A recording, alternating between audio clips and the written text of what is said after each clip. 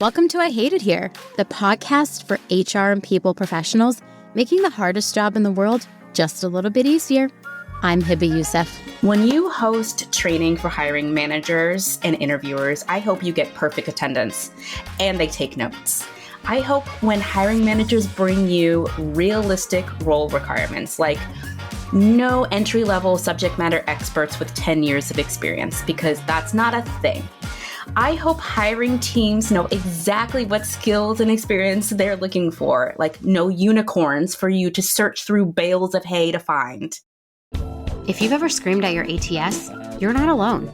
Team Taylor gets it, built for recruiters who care about great candidate experiences and their own peace of mind. Beautiful career sites, automation that actually works, and UX that doesn't make you want to throw your laptop. This is what hiring looks like when you're ahead of the curve. Welcome to the final episode of 2025, the I Hate It Here podcast. I'm Hiba, your host.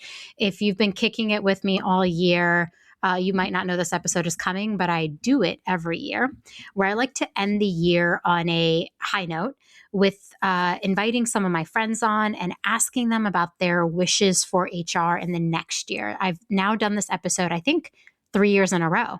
So here we go. Our first guest is Cassandra, and she is going to introduce herself, and she's going to give you what she wishes for HR in 2026. Hey, I'm Cassandra Babilya. I am the creator of Make Work Suck Less, sometimes HR professional, sometimes communication, sometimes employee experience, but I do it all. This is my third time giving a wish, so thanks for inviting me back. Yay! I think my first 2-year wishes were pretty vague, ethereal, general. So This year I have real specific. We're going to take it down. My wish is specifically for all of my talent acquisition besties out there that in 2026, you get to do less, like so much less. And I say that because I spent most of 2025 in a job hunt. And honey, there is a disconnect in hiring right now. And I know it is not all on recruiting teams. So when I say I want you to be able to do less in 2026, I mean like when you host training for hiring managers and interviewers, I hope you get perfect attendance and they take notes. I hope when hiring managers bring you realistic role requirements, like no entry-level subject matter experts with 10 years of experience, because that's not a thing.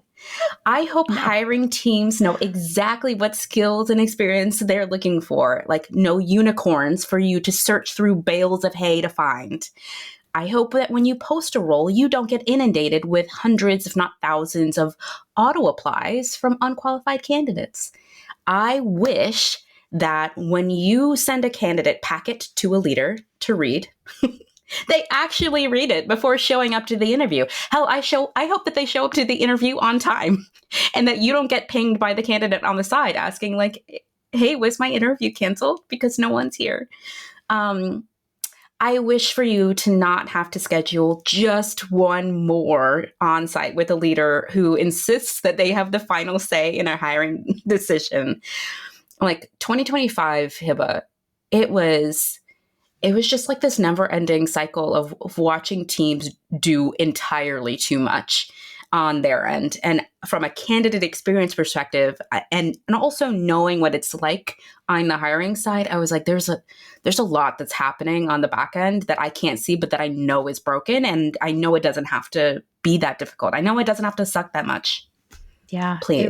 It really does. That is such a good wish, honestly, as we've been in the hiring trenches this year, really going through it. I just had a call this morning where my CEO was like, but I could be the lead recruiter on that role. And I'm like, could you?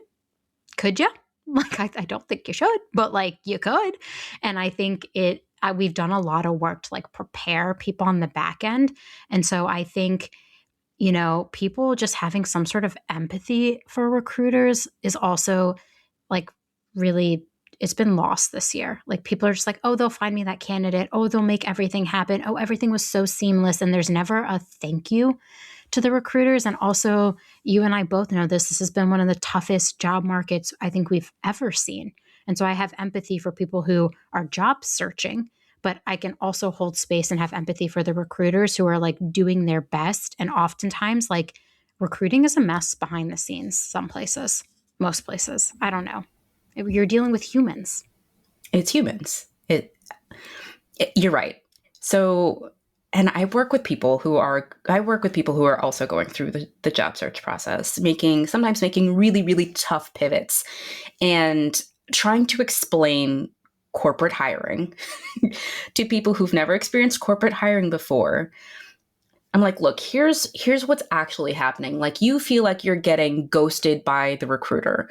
But what's actually happening is that 2 or 3 years ago, some hiring manager somewhere said, I really have this gap on my team, and I want to fill it with the right person. I want to grow my team. And they start like building the case to add a headcount to their team, building the case to get funding and a budget approved by it. And like that process can take anywhere from like, I don't know, depending on where you are, 6 to 12, 18 months to get approved. And then finally they get their, their dream, their wish list. I think it's Jess Winder calls it a job description as a wish list to the recruiter. Hopefully it doesn't say anything ridiculous, like we're looking for a ninja that's fast-paced unicorn, like none of that nonsense. Hate that shit. Yeah. Right.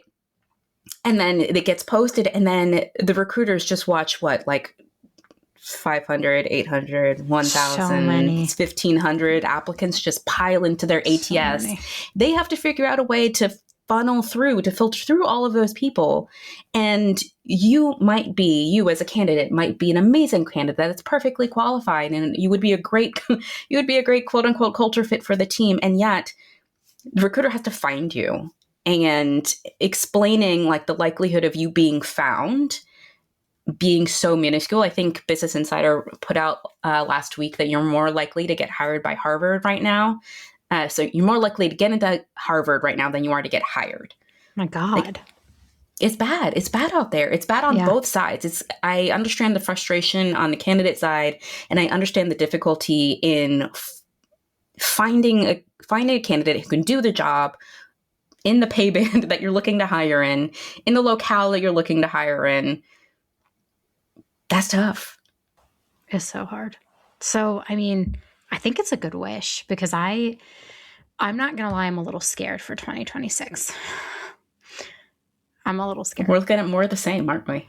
Yeah. I don't want to jinx it, but I'm genuinely worried it's going to get worse in 2026.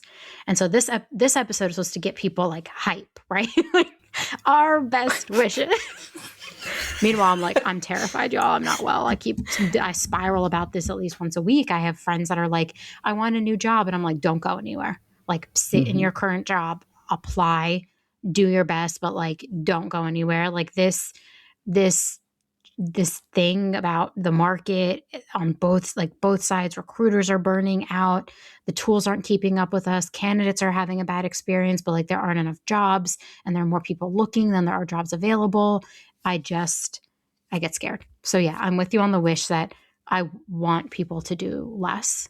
I also just want people to say thank you to their recruiting team more. People just act like talent magically appears at an org.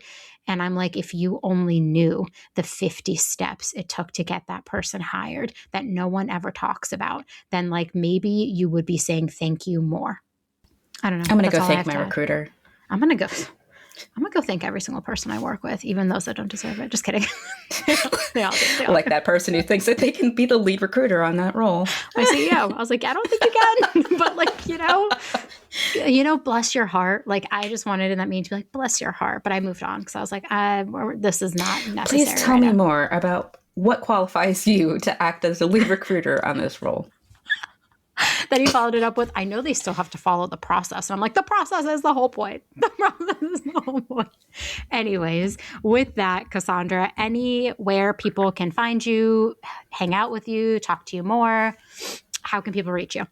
I mean, you can always find me on LinkedIn. That is my preferred doom scrolling location. Find me on LinkedIn, and also subscribe to my weekend group chat newsletter. It used to be like long and thought-filled, and now we're just down to bullet points, y'all. I have 2 small kids. I got a full-time job. You're going to get bullet points from me, and it's going to be good. My friends always joke they're lucky if they get a text back from me. You know this. Scheduling with me has been a nightmare. I've been terrible, but I will be seeing you on Friday. I want everyone to I'll know. see you on Friday. You and I are hanging out for coffee.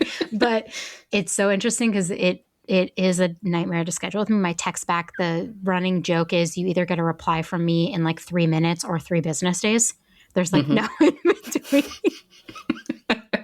My wish for myself in 2026, even though I don't know if I ever give my wish on this episode. Sometimes I do, sometimes I don't. I'm a little chaos, usually on this last episode of the year. My wish for myself in 2026 is also to do less. Anyways, Cassandra, thank you for being here. You're the best. Here's to a better 2026. With much less on the to-do list. Hell yeah. Okay, up next, someone I love and adore who makes me laugh endlessly. Stacey, welcome to the pod. Thank you so much. I am so happy to be here. We're going to need to do a full episode in 2026 because we have not, I don't think we've done one yet. No, I know. I'm excited. We will. And you're someone who like genuinely makes me laugh. I have to tell the story quickly before you do your bio and tell us your best wish. We were at a conference once and I just met Stacey for the first time in person, right? It's like we had been talking online, but like we were just meeting for the first time in person. We're like watching the person on the stage talk, and we both turn to each other at the same time, lock eyes, and Stacey goes, "Why are we here right now?" And I was like, honestly, great question. And then we left. We literally walked out of the room, stood outside of the room, and had a whole ass conversation instead of listening to the speaker. I'm not saying that anything disparaging about the speaker, nor will I tell you who the speaker was, but I think Stacey and I were just like, this is not for us. We have other things we need to be doing, and that involves talking to each other outside of this room. So we just turned and hightailed it out of the room. It was my first encounter with you, and since then they've only gone up and up. Okay, Stacey, for those that don't know you, which I feel like wild that would be the case because I fangirled over you for so many years on the internet before we became friends. Tell us, who is Stacey? Yeah, so I am currently the VP of People Strategy at PIN. I'm former People Ops person at Culture Amp, and I am the host of the podcast Toot or Boot. Podcast I love watching that makes me giggle endlessly. It's like all my favorite people in one spot talking about funny things, also HR and like other stuff, but like funny things too. It always makes me laugh. I'm like, this is a good time. Thank you for bringing so much joy into my life in 2025. We really have gone through it together, I feel like. Oh, yeah, I know. Well, I mean, and obviously I have to say the same to you. I mean, you make me laugh. I'm just trying to giggle. As well. I'm just trying to giggle. Like probably one of the funniest stories ever is college. My 2 best friends, who are still 2 of my best friends to this day, we have a really funny group text called Triangle of Death, which people were like, why is your group text called Triangle of Death? And it's because we lived in the shape of a triangle on campus. And so we kept joking, this is the Triangle of Death, is like where we lived. Anyways, but our funny story in college was we were just always laughing and like trying to have a good time. And like when things get dark, I definitely turn to humor, as many people on this pod have heard me do. But one time, one of our acquaintances looked at us and she was like, "You all are always laughing. You're just such giggly girls." And I was like, "I'm sorry, I'm trying to have a good time. Like the world is on fire. Awful things are happening. Like I can hold space for all of that and also have a giggle." Yeah. I'm trying to survive, and I'm surviving by laughing. Otherwise, it gets grim. Otherwise, I spiral, and then I'm crying at 3 a.m. to like whatever I'm reading in the news. So with that, I've been trying to make this episode. It's the last episode of the year. What a year 2025 has been. I always like to end with like a wish for 2026 from HR people I admire and respect. So what is your HR wish for 2026? Okay. So my wish, I don't think this is a hot take, but I want to flip something on its head a little bit. My wish is that the senior business leaders sitting outside of HR learn the people part of the business. Because for years, HR leaders have been told, you need to understand the business. You need to be able to present a business case. Yes, that is true. But I want to flip that on its head because the message of that has let other business leaders off the hook. They have not built real expertise in the people part of the business. And many of them don't seem to be listening to or leveraging the subject matter expertise of their HR leaders. because, and we all know this, managing the people side of the business, managing it well, is expertise and it is a competitive advantage. And I feel like, especially this year, we've seen massive layoffs, right? Reactionary swings where companies let people go because they think they can be replaced by AI, only to realize, oh no, they actually can't be replaced. Or they invest heavily in AI, they don't invest in any of the change management or the learning programs to actually roll that out, or they dismantle DEI programs as if those weren't designed to actually help strengthen the business. So for me, a lot of that indicates leaders who don't understand the people part of the business and don't understand the decisions that are making. And I feel like right now, some of those leaders are like, I feel comfortable. I'm not concerned about that because it's an employer's market. But we know the pendulum always swings. And when it does, the companies that treated their people well, that understood culture as a strategic asset, respected HR's expertise, those are the companies that are going to retain and attract the best talent. So I want to say, instead of, okay, HR leaders need to understand the business case, other business leaders need to understand the people part of the business better. I love all of that. I was nodding and clapping and making a lot of sounds. So I was muted for most of it, but I love all of that. And I'm someone who is guilty of saying HR leaders need to understand the business more. So I think going into 2026, I'm going to start telling business leaders, you need to understand the people. I mean, I'm lucky in the sense that I think a lot of our executives do, because they just have that like secondhand, like empathetic style of leadership. But I think a lot more people could understand that. And I think they forget, at the end of the day, these are humans who are like navigating the world and trying to also get work done when it feels like everything's on fire and everyone is struggling, honestly. Yeah. And I think, it's just one of those things where I get so exhausted from hearing these other business leaders say things like, oh, what's, employee loyalty? And it's like, you've got to be kidding me to treat people the way that you do and then expect loyalty. It does not work that way. It does not compute. No, it does. Yeah. The math doesn't math on that one. And so I think, eventually, and it all has an impact on people's employer brand as well. So I just think that I just want more business leaders to understand better the things that HR is a subject matter expert in, and kind of give us our flowers on that and understand how much what we do contributes to the success of the business. Every now and then I get this like really sick urge to be like, okay, once you've done this job for as long as I've done, then you can tell me about that thing. But I don't do that because that's like not appropriate. But every now and then I'm like, come on. Like I also have a skill set and an expertise, and dare I say, as we've seen, technical skills their shelf life is like 2-ish years, but soft and durable skills, shelf life so much longer. Dare I say that I have potentially a stronger and better skill set than most people. I'm not going to say it. I'm not going to say, but I might think it. It might be true. It might be true. But we're not going to have to say it. But we're not going to have to say it. So I am completely with you on this wish. I love it. I'm going to also hold myself accountable in 2026 and stop saying to HR people, you should really understand the business. I'm going to be like, inspired by my friend Stacey. Actually, everyone needs to understand everything. Well, I think that's true, right? It's also, I think it's just a funny thing because I do agree that it's true. Like we need to have a very in-depth understanding of the business, but it's also a little bit like, what makes you think I don't understand the business? Okay. I have to understand everything that's happening to be able to do my job well. So I just want that to spread out to other business leaders. I love that. That's the perfect wish for 2026. For people who want to get in touch with you, I know we're all on LinkedIn. Is there another way to reach the brilliant Stacey? Right now it's just LinkedIn. I think eventually because we know that LinkedIn is just like a trash heap right now. And so I will get myself together and Instagram or something like that. But for right now, yes, LinkedIn, and stay tuned for more.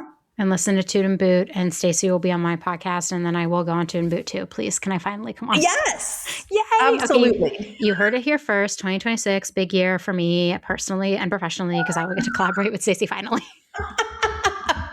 Yes, I love that. I love that for both of us. Thank you so much for spending time with me today, Stacey. Thank you. Okay, our next guest up is another one of my good friends. Can you just imagine this whole episode is just like me and my besties yapping about things? It is Morgan Williams. Morgan, welcome. Hello. Tell everybody who you are, what you do, hobbies. All right. So, hobbies for sure is definitely going to be reading. I have read about 150 books this year and I am obsessed. So, I'm ready and willing to talk about any book. What do? I am the CEO and founder of Peak HR. It is a combination of cohorts for learning, training for HR people, advisory, fractional, as well as talent. So, I would say that's a little bit about me. And she's worked in HR through wild times and she has really seen it all. And Morgan has been in the thick of it with me in 2025, as every single guest that has come on today. I think I've said that. But she is who I send my book recs to. She teaches me, honestly, so much every time I talk to her. And even just 5 seconds ago, she told me to let something go and not let it stress me out. So Morgan, thank you for being a great friend, a steadying force for me in this year of just madness. And I'm so excited to be thinking about 2026 with you. So what is your one wish for HR in 2026? I would say it's going to be a play on Hamlin's razor. And short answer, never attribute malice to what can be attributed to human fallacy. And that's basically it, positive intent. You know what I'm saying? Because I think so much we are constantly going after any and everybody. We think somebody is always thinking about us. And honestly, like Obama said it best in that one. Like sometimes you're in a room with people and you just realize they're just like not that impressive. And like that's the one thing I was like, remember that sometimes. Like not everybody is always there with everything, you know, like not everything has always been thought out all the way. And that's okay because we're humans, right? And I think if we can address more with positive intent, I think it would change everything about like this perfectionism. Like people wouldn't feel that they have to because like you understand people are going to come with positive intent. So you don't have to think about every single thing. Like I think people could just show up better. We could have better discourse, conversations because there's positive intent and like we can admit we make mistakes. And I think like we've gotten so far from that we've automatically assumed this person meant this and this person like it's just not that. And I think that would just help all of us. Everybody, like for work, relationship, I don't care where you are, if we could just like walk into the situations, you know what I'm saying with that. And I think that's just like my biggest thing. Dan Arley, he like put the play on that quote because this one is better for the other one mentions like stupidity. So I wouldn't put, you know, that one for the corporate genre, but this is a play on it. But I love that in that way. And I would say that would be my wish really. I love that. We talk about this so often too. Like honestly, just in texts and casual conversations and the LinkedIn conversations we've observed, you do remind me of that quite frequently. And I think it's a helpful reminder when I start to get really heated about things, I'm like, I should be spending that energy absolutely elsewhere. I do not need to spend it getting so bent out of shape about this thing that I just they probably didn't even think it through. Or again, we're all centering, we're all the main characters in our own stories. And I think we forget that when people come at you sideways, it's like they're being the main character in their story. And sometimes like you might be the villain in theirs, but Absolutely. They also might not understand the other thing is that's okay. Like that's okay. We don't have to solve for it. You know what I'm saying? Like that's okay. We don't have to solve for it. But I think when we can come there, we can at least talk about it. And I think it lowers down the armor and, you know, allows us to facilitate better conversations is what I would say. So that's all I'm asking. I'm a human. Treat me accordingly. Big wish for 2020. I'm a human. Big wish for 2026. Remember your humanity because we are all not doing well.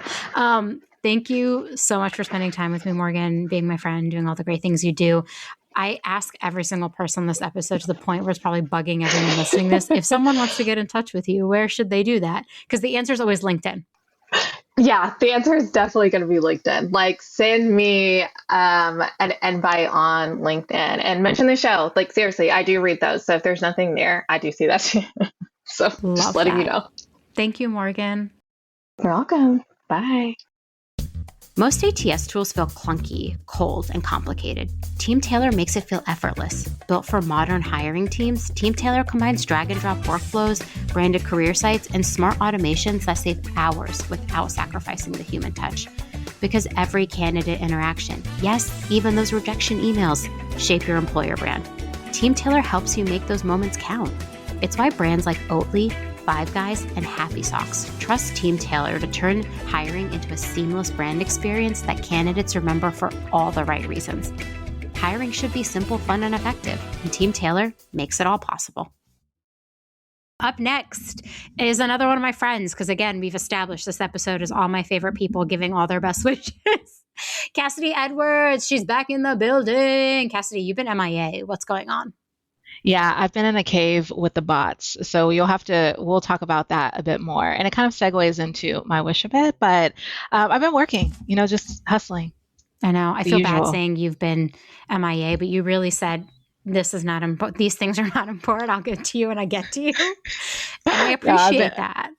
Oh yeah, I've been cheerleading from the side. I'm like, oh, I love this. Oh, the newsletter's so good. Oh, this podcast. So yeah, but I'm going to be back in the mix a bit in 2026. That's my wish for myself. I can't wait. I mean, I love any and all content you put out there. I also just love talking to you about stuff like Stranger Things or Stranger Things theories. Yes. I sent Cassidy like a 5-minute voice note. It was so good. I was like, oh, conspiracy theory. Yes, I can't wait to watch it. Ugh. It's so good. I mean, this will be coming out after the next set of episodes drop. Okay. So we have only watched the first 4 episodes. So if you want to DM Cassidy and I about your Stranger Things fans theories, we're here. We're predicting some major deaths. Feels dark to say that out loud, but I do feel like someone's going to die this season. Yeah, the kids got to go. I mean, some of them, but not all of them. The kids got to go. Damn, Cassidy. No, we're trying to be realistic. I also watch Welcome to Derry, so I'm in that headspace. It's the It show, so yeah, okay. It's but it's the holidays, so lots of fun and theories and Stranger Things. I'm gonna have to watch Welcome to Derry, and that's like perfect. Okay, now our wish. You've done this episode before. You've made some wishes for HR, but what is your one wish for HR in 2026? Yeah. So I thought about this a little bit, and I would say in years past, I've said my wish, for HR people is really like lean into your creativity to make work more fun, right? So know that you're creative. I still believe this, like this is still a thing for me, but I want to expand on it. I would say for my wish for 2026. So when we say AI, right, right now we may be feeling nervous, scared, in unfamiliar territory, and really expected to be these innovation experts. But if you think about it, innovation is creativity in motion. So it goes right back to what I was saying previously in my wishes. So in this era of AI acceleration, my wish is that HR leaders and just HR people in general really lean all the way in. So use your creativity, your creative problem solving, build a go-to-market strategy for your AI efforts, brand the shit out of them, make time to experiment, not for your business or your company, but like for yourself. And in 2020, I'll put a pin in it just to say, like in 2020, we were all talking about, getting a seat at the table, not to trigger anyone back to that era, but talking about getting, a seat at the table in 2025, 2026. And as it relates to AI, we're not pulling up seats. We are the table. Like I need everyone to know that we are the table. It's a human capability, cultural transformation. So, and that's what we do best. So that is my wish. I love that. I'm down with that wish. I'll take that wish. I was just saying to Morgan, who I recorded with before this, that I was so nervous for 2026, and I'm trying not to get too in my feels about it. But this episode always reminds me that there's so much to be optimistic about. And I think cultural transformation is really exciting. Yes, I'm a nerd. I work in HR. What do you want from me? Yeah. But I love that you framed it as like also a way to get out our own creativity, because I just, me, like creativity fills my soul with so much energy. And I think I need to like reframe how I think about some of the challenges we're encountering as like creative opportunity. Yeah. Yeah, it is. Love that. Okay. Yeah. Any other things you want to tell the audience before we float away off into the New Year's? Because this episode airs December 29th. So, like, Oh, I am probably going to be rotting into my couch by the time you're listening to this. I'm still buying sneakers, love that. just intentionally.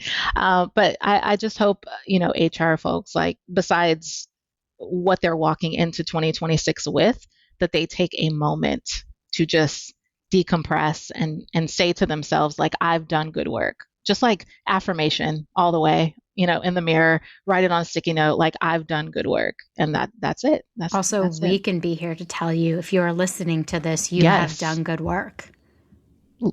Hear that shit. Hear You that. have done great work. We love, appreciate you, and see you. Like, I love that Yes. this turns to therapy real fast. Like, everybody, Yeah. listen up. If you're listening to this in your ears on December 29th, you have done a great job. Give yourself a Yes. minute after this episode. Go take a walk. Do something just for you. Yep. You're special. You're smart. I love that. Okay, for people, again, I asked this question. People who want to get in touch with you. Oh, We all okay. are on LinkedIn, but like, what would you say? I mean, I would say LinkedIn still, God damn it. I'll come out of the woodworks. So I mean, I would say LinkedIn. I mean, you can find me lurking around Instagram if you want to get real social, but I would probably say LinkedIn for this audience. Lurking, you were posting a lot of like outfit inspo for me earlier this on my year. stories. Yeah. I'll post nail sets and I'll inspire you through style, because HR should also be stylish. I love. Okay. Well, you heard it here. Follow Cassidy on Insta and hit her up on LinkedIn, where all of us seem to spend some of our time. Thank you for making time for this episode this year. And I can't wait to see what's to come for us in 2026. Yes. Thank you so much. I'm so honored. Thank you. I appreciate it. I love it. Happy New Year. Okay, and now, I don't know if this is the order I'm going to do them in, but Tara, you might be my final. I might have saved the best for last. We already have 4 people featured on the episode. So, without further ado, again, I keep saying, like, every time I introduce someone, I'm like, my good friend, my favorite person. No, but like, genuinely, Tara's one of my favorite people. The group chats and the direct DMs are what I live for, honestly. No, like, for real, Tara keeps me sane. I would say 3 out of 5 days during the week. Listen, we do it for each other, because what a world. Also, you're still one of my favorite people who understands my pop culture references. 100%. You get my R&B fascination. I was live texting Tard watching the Diddy documentary this past weekend.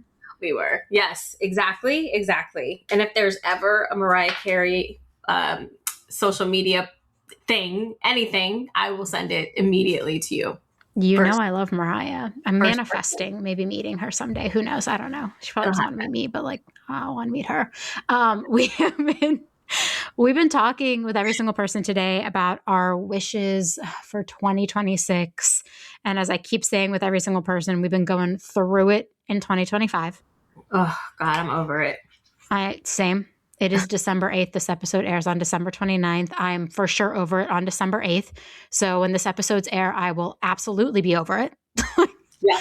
I will be on DND, do not disturb, and don't talk to me until 2026. Listen, people are asking to meet, and I'm like, if it's not happening past this Thursday, I have nothing for you. Like, I'll see you in 2026, because this year has been yikes on bikes. I'll see you when I see you in the new year, because she's done. She's done. But for everyone listening, I love to end on this episode. We've done it together before. It gives me like a boost of enthusiasm before the end of the year, going into 2026 to really prepare. So what is your one wish for HR in 2026? We've had a year, right? HR has been yikes on bikes this whole year. And my wish is honestly that we actually get our collective shit together, like collectively. Like, we had one of the nation's largest HR organization starting to disintegrate finally into dust, hopefully. The spaces that we keep talking about where we have community, I really want them to be authentically places for community. I think about like these conferences, RecFest is one of my favorites. I love going there. A lot of these conferences, in the wake of a lot of HR people being out of work this year, have not been safe spaces for those people who have been out of work, especially the underrepresented and marginalized people. And everyone is talking in these spaces as though, AI, shiny squirrel, like everything is going is normal. Meanwhile, we're seeing on most social medias HR professionals with like 15 plus years of experience doing GoFundMe's for their rent. Like we should not be that means we don't actually have collective community. That means we are actually not in community. I shouldn't be seeing, speaker panels with people that don't have vast representation. I'm not talking about your diversity of thought. I am not talking about like your, you know what I mean? Like we start with the visuals and we keep going from there. Like you can't, honestly, we really need to just get collectively together. And that is my wish for 2026 is like having very hard conversations with each other, really building community, really protecting each other, really uplifting each other. And I hope we can get through all of the madness that we are all going through in a much better way, like a much more supportive way.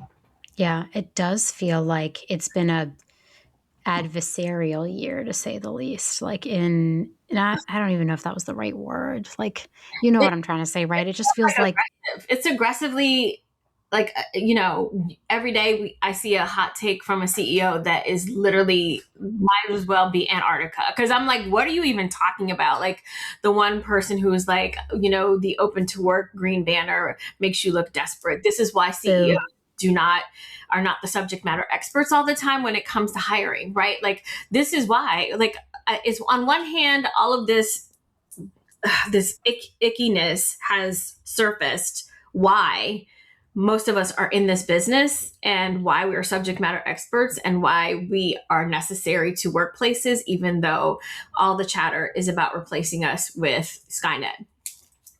Yeah, I mean, Tara is like the number one receiver of when somebody on the internet says they're an expert in HR and then I go look at their profile and they've never actually been in HR. Ever. And I'm like, in what reality are you to speak on my business? And I'm working on it. So everyone on this podcast can hold me accountable in 2025 and 2026. I'm working on it, but it genuinely frustrates me to no end and I can't understand it because I work so hard at this job every day. And there are struggles I have to then watch people get on the internet and be like, let me teach you how to break out of HR. And I'm like, you've never been in HR. Why are you teaching anybody anything? And I equally, this, feel as frustrated because even though I do HR, TA as talent acquisition is my bread and butter and what I love the most. And seeing people come out who've never done talent acquisition, selling high-priced resumes and surefire ways to beat the ATS and like taking advantage of people right now at their lowest is the only reason why I actually get on TikTok or all these other social media platforms and try to tell people like the real deal.